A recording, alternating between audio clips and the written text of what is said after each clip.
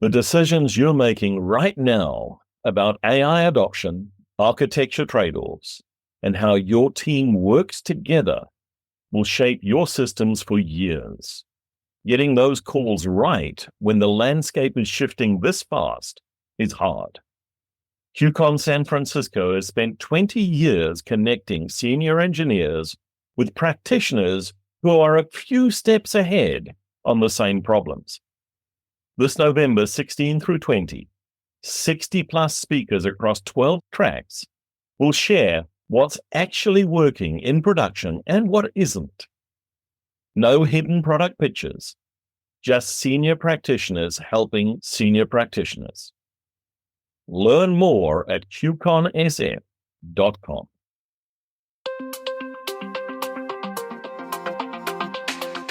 Good day, folks. This is Shane Hastie for the InfoQ Engineering Culture Podcast. Today, I'm sitting down with Gabriela Moreira. Gabriela, welcome. Thank you for taking the time to talk to us. Thank you. Thank you for having me. My normal starting point in these conversations is, who's Gabriela?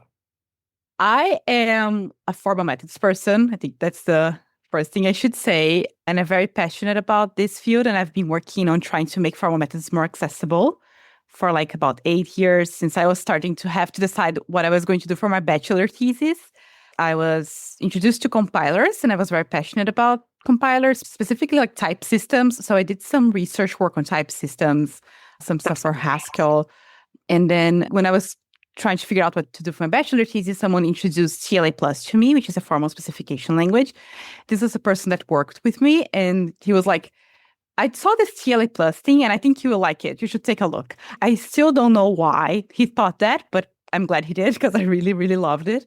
TLA Plus is this very like mathematical specification language where you can define what your system can do and the properties. And I was really like in love with it. And I started doing tooling for TLA Plus for my bachelor thesis. And then I went into my master's, continued developing tooling for TLA Plus and doing research there.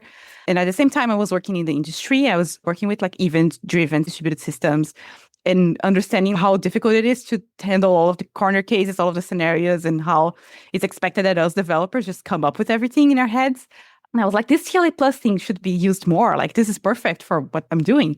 And at the same time, doing my master's. And then I was presenting at a TLA Plus conference, and this company, Informal Systems, who I work for, were there at the conference as well. And they found me. We were basically doing the same kind of tooling for TLA Plus. And naturally, they wanted to hire me. And I joined Informal Systems then 4 years ago. I started building like more tools for making formal methods more accessible. And the tool that I've been building for the last 4 years is called Quint, which is a new specification language based on TLA+. The parts of TLA+ that were too difficult for new people to learn, we tried to fix that and have Quint make this more accessible version of TLA+, bringing all the good stuff while just making it easy to use. So yeah, that's my background. And now Informal Systems is making Quint a spin out, so we're spinning out Quint. And I'm CEO on this new initiative because this Quint has been my baby since day one. So naturally, like I've transitioned into this lead developer role into CEO like over this last month. So why should software engineers care about formal methods? I think we already care. I think formal methods is more of like a solution. I think people do think like, oh, I should get into this formal methods thing. I should learn. Like they feel this responsibility. But I don't really like that. I prefer to see formal methods as a solution to a problem they already have. A large part of the software engineering community has this problem of like not being able to think about all of the edge cases, all of the corner cases of the complex systems we are developing. It's true that some systems are fairly trivial, but most systems have this degree of complexity where different sequences of events can lead to different outcomes, and it's super hard to think about all of the possible sequences. And the sequences can be like the scheduler of your operational system and when do you get the lock, or it can be the sequence of what the users intend to do in your interface, right? It can be very different levels. So all of us are thinking about these things all the time. And formal methods really help us think about that. It helps us define what are the sequences, what are the behaviors, and what are the properties about those behaviors, and then check things and actually find corner cases, which might be problems or not, but it helps us find those corner cases and understand better the systems we are building. So I think it's more of a solution than like a responsibility or something you have to learn. All right. So if I am a software engineer facing one of these complex environments where sequence of events is likely to have an impact on me, what should I do? Well, right now in 2026, you should try to ask your favorite AI to write some formal specification for you. Things are much easier now than it was like a year ago even, right? Where you had to like learn a new language, learn how to use this new tool, how to think in state machines. Right now you can get a much easier start. So like describing your problem or your solution, describing your system to some AI and asking, come and write like a Quint specification for me, or even a TLA plus specification if you're really into math and you want to see the math symbols. Just getting the AI to write something for you, and then not just like reading the specification you produce, but running it. Because running it is where you get most value. So you go and like, okay, now run it, like model check it or give me some behaviors. Because the specification, the model is a state machine, and we're talking about the kind of more formal methods I'm into. So you're going to define some state machine, and therefore you can see the behaviors of that state machine. You start in some initial state and you go here, here, and there, and you can see how it behaves. And like, oh, now give me a behavior that does this. Now give me a behavior that reaches that. And you can start understanding your system. How is this different from just good test design? Test is hard. And maybe it's getting a bit easier now with some tools. But when you're talking just about high-level user interactions with the system and like maybe REST APIs, that's fairly easy to test. And then you can get some like clean tests that you can read and look at. But in most cases, or in complex cases where you actually get most value out of this, it's hard to write tests. It's hard to control when your computer scheduler is going to decide when someone gets a lock or not. It's hard to control time. It's hard to control a bunch of things on like messages delays and all of that. So when you have a distributed system or concurrent system, it's hard to write tests for the things you're mostly worried about. And when you're on a formal methods specification, you are actually on a much more abstract level where you can reason about these things. The tools can also help come up with the scenarios for you, while in most tests, you are the ones that have to like define the scenarios, right? In formal methods, you can say like, give me one scenario where I reach that super rare thing. And then the tool will come up with a scenario for you. And then you can leverage that for testing, which you should do. You should not just leave the formal methods there in a corner and then forget about it when you're doing testing. The formal methods should be part of your testing. It should be part of your even like production monitoring and everything else you do in your developer lifecycle. So how do we integrate this into our workflows? Again, in 2026 is much easier, and you can get first like generate your first spec. Okay, now when you're happy with your specification, you have seen the behaviors, you are happy with the type of properties you defined, and you're kind of confident that it's a faithful representation of whatever you want, your solution or the system you already have, then you can integrate that for testing. And this is called model-based testing. So you're taking your model, your spec, and based on that, you're writing tests. And this requires you to write some sort of code that replace behaviors from your model against your code, your actual implementation. So this replay code, we often call it like glue code or even harness code. This is annoying to write. It's a very boring code. Like everything you change, either on the model or in the implementation, you have to like go and update that code. And it's annoying to maintain. And I think that's the main reason why like model-based testing didn't become a thing so far. But like with AI, it really becomes something completely different, because then you can just delegate that part because it's a very trivial piece of code also to write. So it's easy to generate. We actually last December, we developed this open source library called Quint Connect, which is specific to Rust, but the community already developed several different ones. I think there's one for TypeScript for sure, one for Zig, and I think there's also one for Go, but this one I think it's not open source yet. Anyway, we did one for Rust first, and then people could base themselves on that and write different ones. And this library, it allows you to define this glue code with a very nice interface that also works as like guardrails for AI, in the sense of like it's very easy for AI to generate the code there without having to like invent anything. It just fills the interfaces and it works. So this testing code becomes much easier to generate and to maintain across changes, and therefore be more integrated into the environment. And we're now working more into how to also leverage the model for runtime monitoring. So for the data from production, right? Because what you test is not always the same thing that your users do. So we believe that like the input that comes from production, from runtime, is super important. And then there's this technique called trace validation, which is also like something that's hard to make feasible because you have to orchestrate your code. There's a bunch of challenges there. But we do believe that like with AI, that will become easier, and we are going to focus on developing infrastructure for that. So it's also connected to your like runtime monitoring. Your formal specification is also connected to that.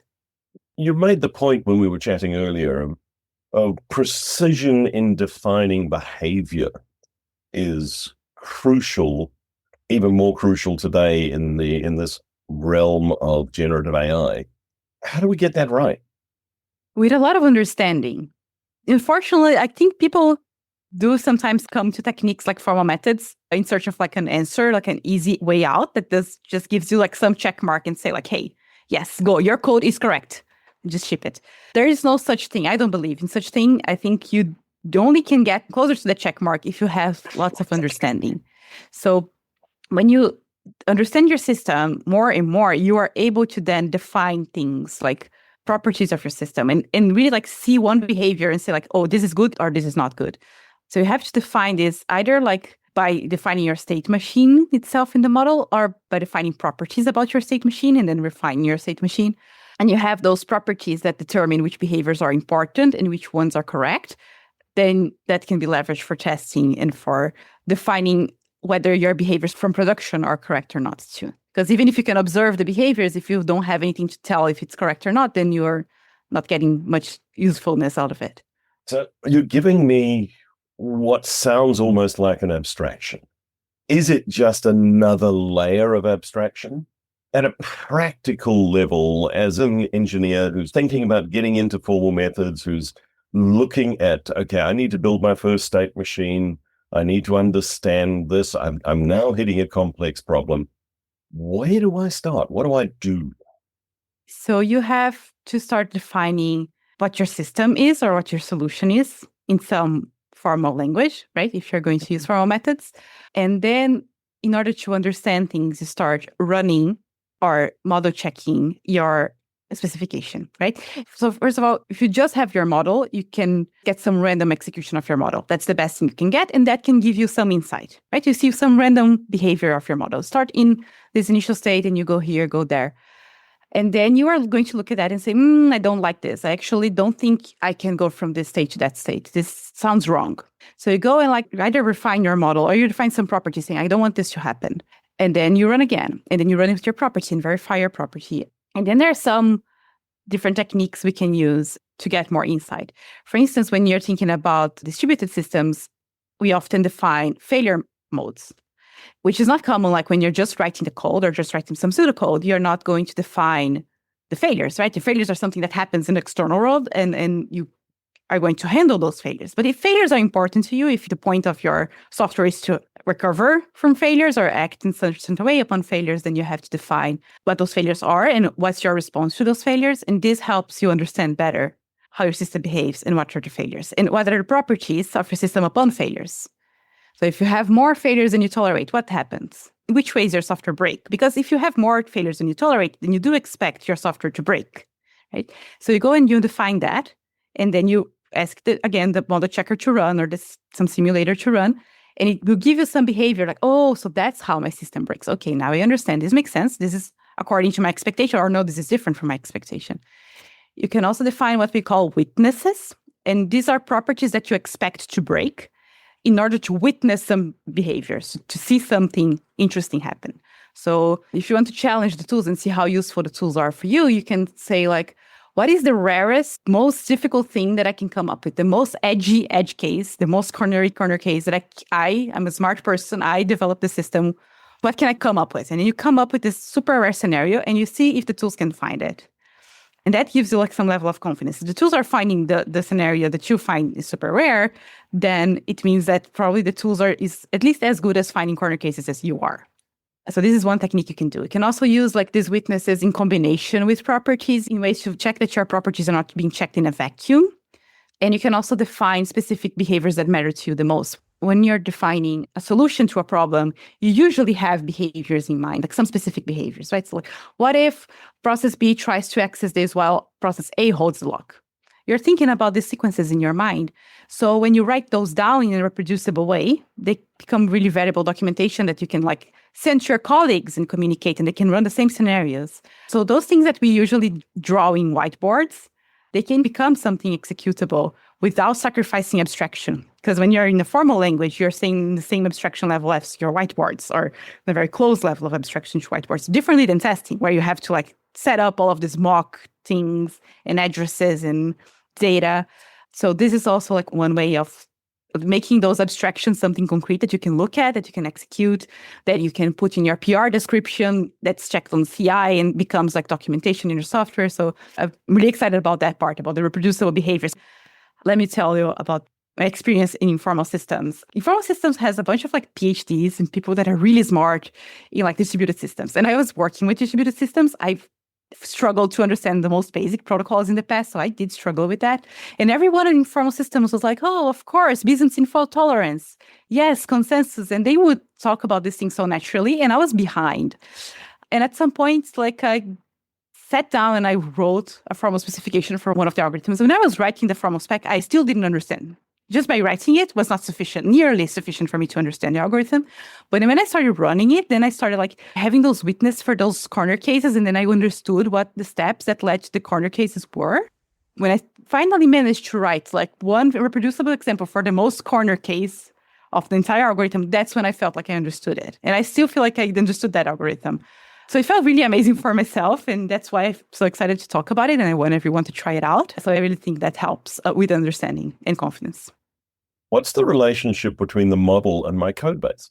That's a very good question. So the relationship is usually like the model should be more abstract than your code. Otherwise, like you lose this power of abstraction and you're basically just reasoning about the code itself. Although in some cases it still makes sense because the code is harder to test than this, like, because you're at least abstracting away the hardware and stuff. But how do you keep them in sync? There are basically two techniques: the model-based testing technique that I talked about already, like you replay traces from your model against the code and check that the resulting state in your code matches the resulting state from your model step by step. And you can do model-based testing with like random behaviors, or you can tune it to like, do you remember that witness that I wrote that was a super rare scenario? Let me test that. Right? Remember that reproducible example that I wrote? Let's test that. So that's model-based testing. And the other technique is trace validation, which is you somehow log, register your production executions. There's instrumentation things, or you can just log, but you have to log some information. And then based on that information, that behavior from production, you're going to try and ask the model, like, is this compliant with what you said? And it's really important that you keep them in sync. And historically, people sometimes write models and then leave them in like specs folder in GitHub, and it just goes there to die and no one looks at it again. And that is a problem because I've heard people, and I think it's very painful to hear those stories, but I've heard people that had a spec that was correct and the design was correct and the initial version of the code was also correct, but over time the code deviated from the spec and they had a bug in production that was not present in the model. I think that's a very sad outcome for the person who put effort into writing a specification, even before AI and everything. There's actually a case from AWS where this happens in October last year. In that case, the specification that they had was not a formal one. It was just like some documentation. And they've had this DNS outage in October. It was actually not a design flaw. The original code was correct. And there was this bug that happened was not a bug in the design.